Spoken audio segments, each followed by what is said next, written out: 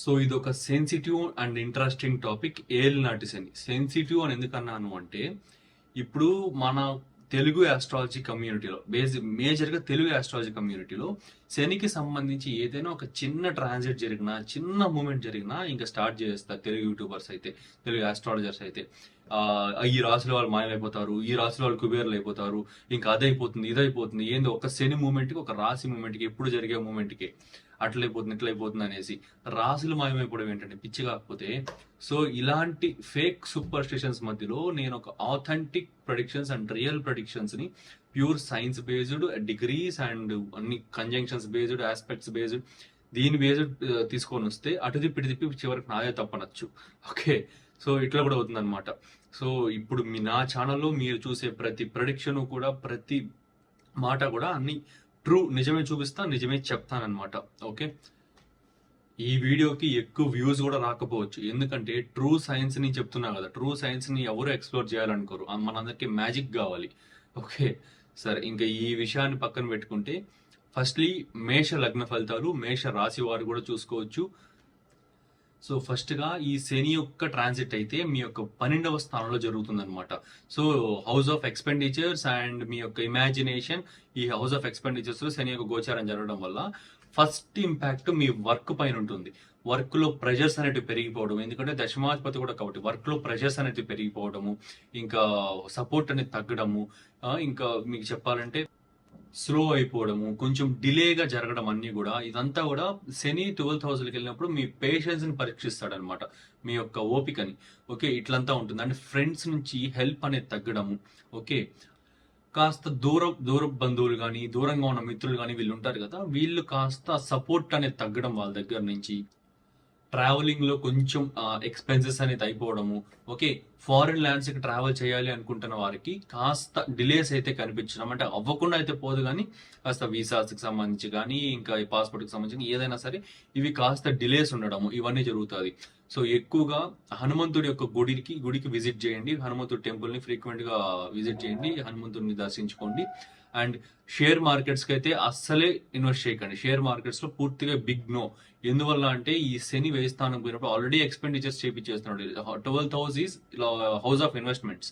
Okay, 12th house అనేది investments house కాబట్టి మీ దగ్గర ఉన్న మనీని ఇంకొక దాంట్లో పెట్టి కొన్ని రోజుల పాటు వదలడాన్ని 12th హౌస్ అంటారు. Okay, so 12th house represent చేస్తుంది.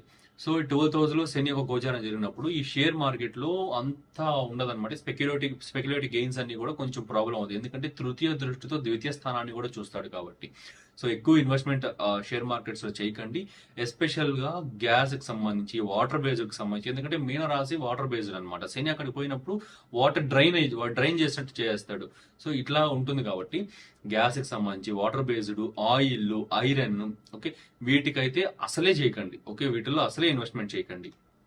అండ్ చిన్న చిన్న అవమానాలు కూడా ఇవ్వచ్చు అనమాట. కాస్త కేర్ఫుల్ గా ఉండండి. మీ కమ్యూనికేషన్, మీరు మాట్లాడే మాటల విషయంలో కానీ, అవతల వాళ్ళకి మీరు ఇచ్చే రెస్పాన్సెస్ లో కానీ అన్నిట్లో చాలా జాగ్రత్తగా ఉండండి. డిప్లొమాటిక్ గా ఉండడానికి ప్రయత్నించండి. ఓకే, డిప్లొమాటిక్ గా ఎంత దేన్ని యాక్సెప్ట్ చేయకుండా, దేన్ని కాదనకుండా, ఓకే, నో చెప్పక ఎస్ చెప్పక కొంచెం డిప్లొమాటిక్ గా ఉండడానికి ట్రై చేయండి మోస్ట్ ఆఫ్ ద సిచ్యువేషన్స్ లో.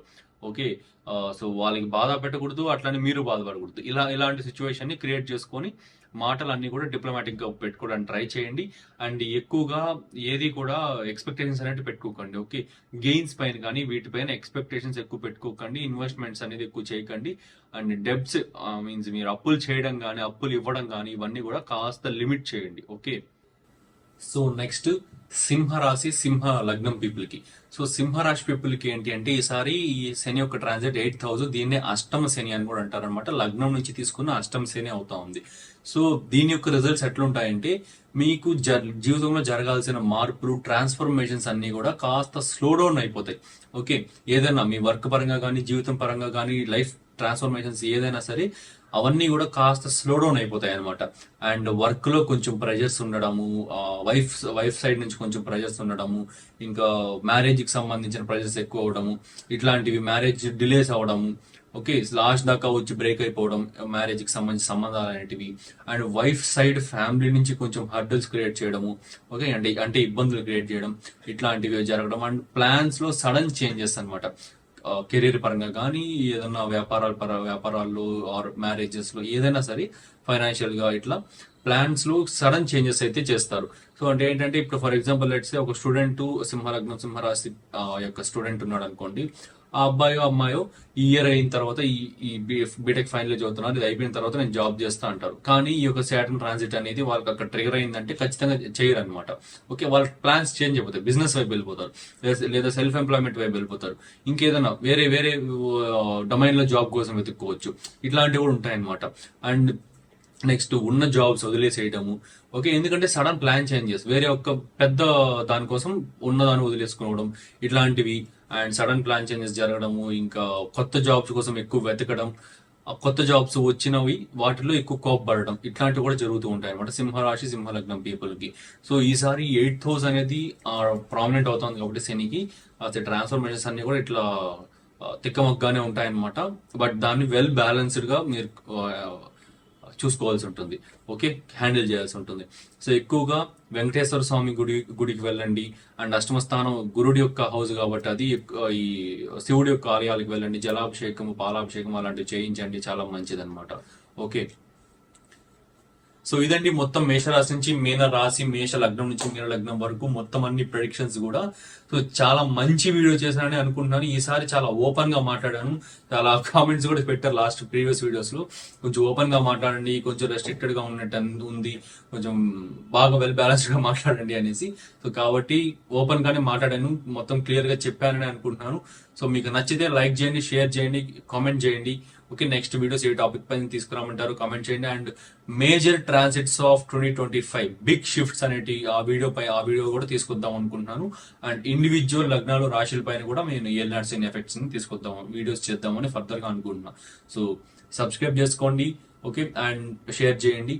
నెక్స్ట్ సో అందరం కలిసి ఒక మంచి ఆథెంటిక్ తెలుగు ఆస్ట్రాలజీ కమ్యూనిటీని బిల్డ్ చేద్దాం. సో మీరు సబ్స్క్రైబ్ చేస్తారని అనుకుంటున్నాను, లైక్ చేయండి. Thank you.